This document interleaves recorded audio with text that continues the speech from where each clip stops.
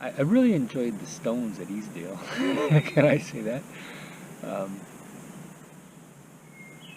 I was kind of mesmerized by the abundance it felt like a stone skip factory had blown up. God's stone skip factory blew up all over the place.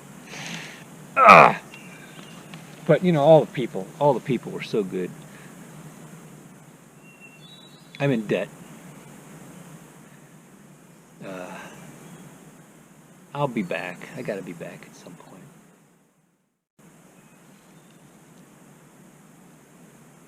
I'm not exactly sure on what angle I'll take on that.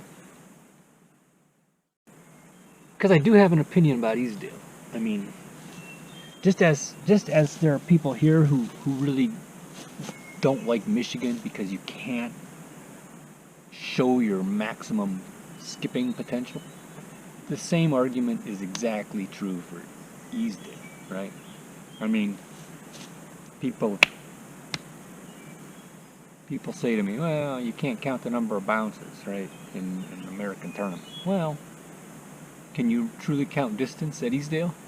Right? Is Easdale truly a stone skimming tournament? No, not really. It's more of a game built around stone skimming. I'm cool with that, though. Stone skipping has its own angles. I will say this, as far as, just a point here, as far as counting skips in American tournaments, you have to understand that we aren't actually trying to get an accurate number, right? I'll say this over and over again. The skip count is really a quantitative relative value of ranking of skips up to that point, right? With an attempt to be fairly accurate within statistical degrees of freedom and all that. But the real issue is you can tell without knowing the exact number whether something had more or less than something else. So the stone skip count as the tournament goes on is really just a way of ranking those kinds of things relative to each other, right? The throws are relatively ranked against each other using numbers. Whether the numbers are 5 to 15 or 40 to 50, it doesn't really make a lot of difference, except that it's if you get up over 40, it is indicating that it's something that historically has some weight against other tournaments.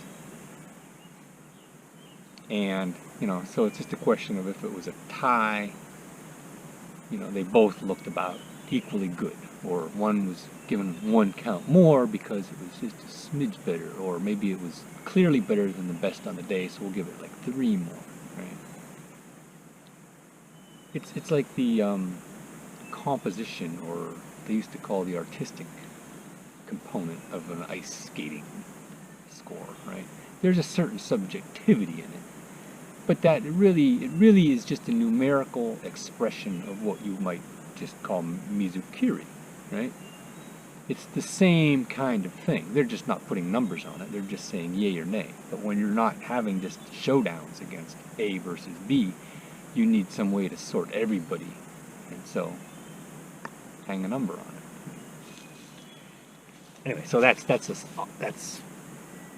bonus material. Last thing about making sink or skim. Well, I will say this. Probably the thing I enjoyed the most was just watching the guys work.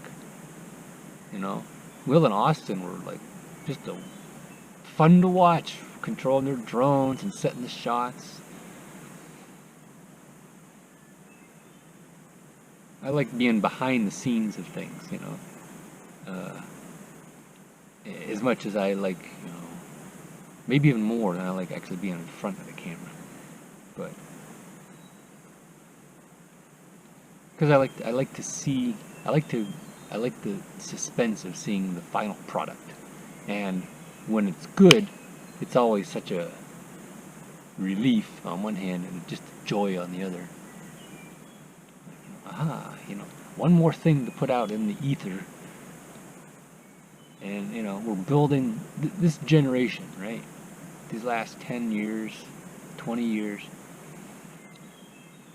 with the internet and with video technology, we're starting to actually accumulate, aggregate material in this sport that never really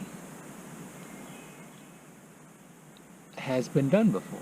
You know, it helps that everybody's getting really good, right? But they kind of go hand in hand, right? The more competition, the more audience, the more talent, all of it feeds on itself.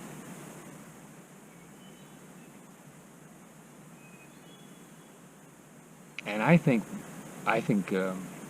let's call 2020 a watershed year, right? Can we do that? Provided we don't all drop dead of viruses and heat stroke.